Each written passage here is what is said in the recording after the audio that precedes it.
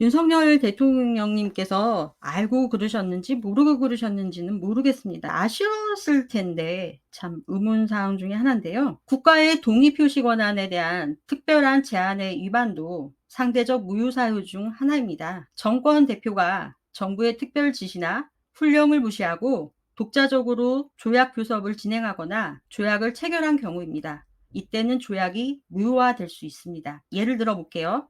가서명까지만 위임을 한 정권 대표한테 서명을 실시했다고 생각을 해보실게요. 이러한 경우에는 정당한 신뢰 이익을 보호하기 위해 얼권행위를 한 정권 대표한테 그 권한이 제한되어 있습니다. 타방 당사국이 사전에 알고 있었던 경우에만 정권 대표의 모국은 이를 무효 사유로 원용할 수 있습니다. 좀 복잡합니다. 조약 체결 시 중요한 기초 사실 또는 사태에 대한 착오 역시 상대적 무효 사유로 원용될 수 있습니다. 조약 자체에 착오가 있는 경우나 귀책 사유가 발생하였거나 그럴 때도 원용될 수 있습니다. 무효화될 수 있다라는 거고요. 조약을 빌미 삼아 조약의 종류로 할 수도 있습니다. 조약의 종류는 정상적으로 발효되어 실행 중인 조약의 당사국이 합의 또는 국제법상 일정한 사유에 의해 그 효력이 장래적으로 소멸하는 것을 말하는 것인데요. 조약의 종류는 조약 체결 과정이나 내용상의 흠결로 인하여 처음부터 그 조약 효력이 발생하지 않는 것으로 취급되어 조약은 무효화된다라는 겁니다. 조약의 유효기간은 정해진 걸 수도 있고 정해지지 않은 것도 있습니다. 조약에 별도의 그런 규정을 두지 않고 있는 한 소멸 통고를 따로 하지 않는데요. 이럴 때에는 조약 당사국은 조약 종료 규정 유무를 불문하고 새로운 합의에 의해 언제든지 조약을 종료시킬 수 있습니다. 의무는 조약입니다. 조약은 일부 당사국의 의무를 중대한 위반 사항으로 범하는 경우 원용할 수 있습니다. 중대한 의무 위반이라는 것은요, 조약의 기초를 이루어지는 그 핵심 조항이 결정적으로 위반했다라는 겁니다. 상호 신뢰에 대한 중대한 침해를 가져오는 경우를 말하는 건데요.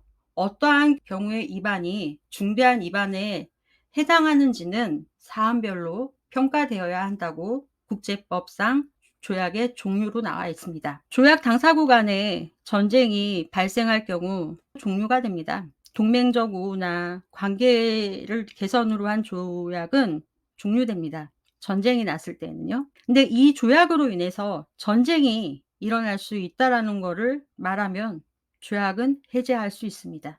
사정상 변경의 원칙이라고 합니다. 장래에 발생할 문제에 대해서 미리 예결할 수 있는 사람은 없고 국가도 없습니다. 하지만 변화가 발생한 경우에는 크게 불이익 받는 당사국이나 또는 타방 당사국에 대하여 해당 조약을 종료할 수 있는 요청을 할 수 있습니다. 조약 체결의 기초가 되었던 당시 상황이 근본적으로 바뀌었는데도 불구하고 조약 당사국이 그 조약을 의무화해서 계속적으로 구속되도록 하는 것은 불합리하라는 것을 원칙적으로 받아들이고 있습니다. 조약 자체라는 말에 그 말이 내재되어 있다라는 뜻입니다. 하지만 사정 변경의 원칙의 기본적 필요성을 인정하더라도 그 적용 범위는 극히 외의적인 경우에만 국한됩니다. 첫 번째로는 중대한 사정 변경이 있는 경우입니다. 변화한 당사국의 상황에서 의무 범위를 근본적으로 변경할 것을 요구하는 겁니다. 두 번째로는 변경 사정이 조약 체결의 본질의 기초를 이루어지고 있어야 됩니다. 전쟁을 통해서 평화를 유지할 수는 없죠. 우리나라는 휴전국입니다. 종전선언하지 않았습니다.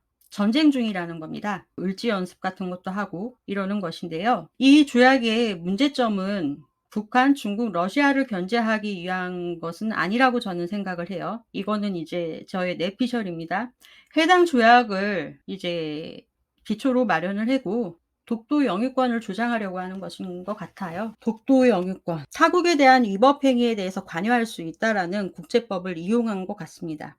근데 여기에는 또 제한하는 게 있습니다. 권한을 초과할 수 없어요. 여러 가지로 독도에 관해서 간략하게 뉴스에서 보도가 되고 그렇지만 참 슬픈 일입니다. 장구한 기간에 걸쳐 독도를 한국의 영토로 인식하고 실효적 지배를 해옴에 따라 독도에 대한 확고한 영유권을 확립했어요, 우리나라는. 1905년 일본이 독도 영유권을 침탈할 시도를 하였습니다. 하지만 한국의 영유권에 어떠한 영향도 미치지 못하였어요. 왜냐면 양국 간에 독도 관련 어떤 분쟁도 존재하지 않았고, 이런 문제로 뒷받침할 수 있는 기타 등등 여러 가지 사안이 있는데요. 일본은 참 이 땅도 내 땅, 저 땅도 자기 땅, 내 돈 아까우면 남의 돈 아까운 것도 알고 해야 되는데 참 뻔뻔하기 그지없습니다.